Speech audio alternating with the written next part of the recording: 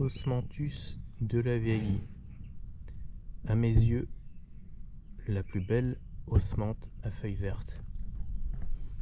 C'est un petit arbuste persistant, relativement robuste, bien que le feuillage puisse être abîmé un petit peu avec le gel et le froid. Ici, nous sommes en fin de floraison, alors un petit peu comme d'habitude, on observe les fleurs blanches qui deviennent marron. Ce n'est pas trop un problème sur cet arbuste, car en fait, ça ne reste pas très longtemps comme ça. Et même si ça peut sembler un peu disgracieux, tout compte fait, comme ça tombe au moment où il faut tailler l'arbuste, ça ne pose pas vraiment de soucis particuliers. Alors, comment on la reconnaît?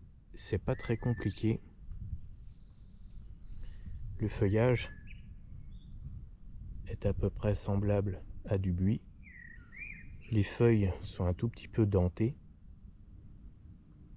et le feuillage est vert foncé. Les feuilles sont par deux. Si on regarde à chaque fois,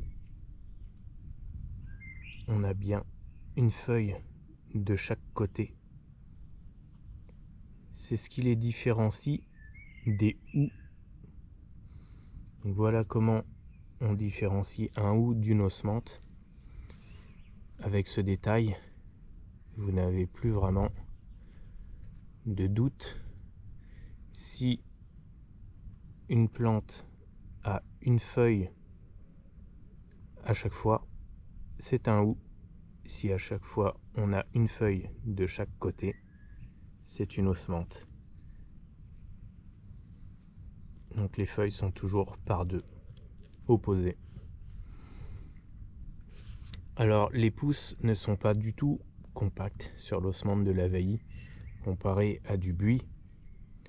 On voit bien que ce n'est pas du tout une plante aussi compacte. Elle supporte très bien la taille. La période de floraison, c'est début avril. Fin mars, début avril. Il peut y avoir des variations. Ici, en Normandie. Alors, c'est un arbuste qui atteint facilement 2 mètres. C'est l'une des plus petites osmanthes. Ce n'est ni la plus vigoureuse, ni la plus coriace. Les feuilles sont vraiment très petites sur cette osmanthe. Les fleurs sont néanmoins nettement plus remarquables puisque on les aperçoit beaucoup plus facilement et en plus elles se trouvent être très grosses comparées aux feuilles.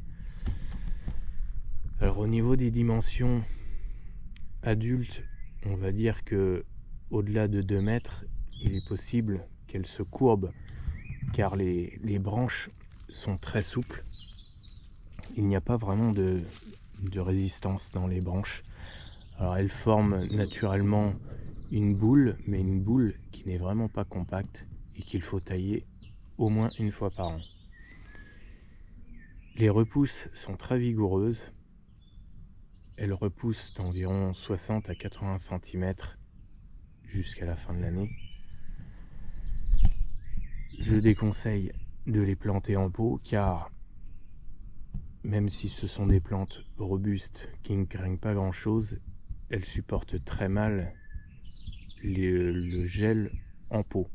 Les racines sont très sensibles, autrement pas de problème particulier puisque les osmanthes sont indemnes de maladies, de champignons, pas de souci à ce niveau-là, et surtout pas de cochenilles, ce qui est plutôt rare pour des arbustes persistants.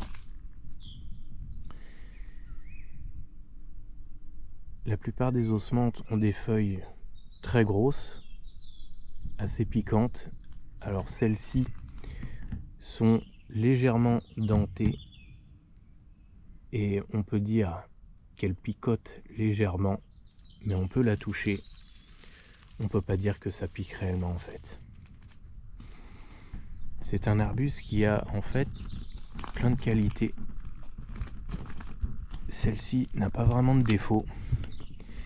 Par contre, c'est plutôt un petit arbuste d'ornement, mais on n'en fera pas un arbre. Je pense qu'il faudrait attendre au moins 50 ans pour vraiment pouvoir se mettre à l'ombre dessous. Alors on peut le monter sur une petite tige, on peut en former des boules, ou on peut en former aussi des cubes pour faire de la haie. La floraison est légèrement parfumée, ce n'est pas celle qui embaume le plus. Au niveau parfum, à ce niveau-là, il y a mieux, puisque on peut dire que le parfum est plutôt absent pour une osmante.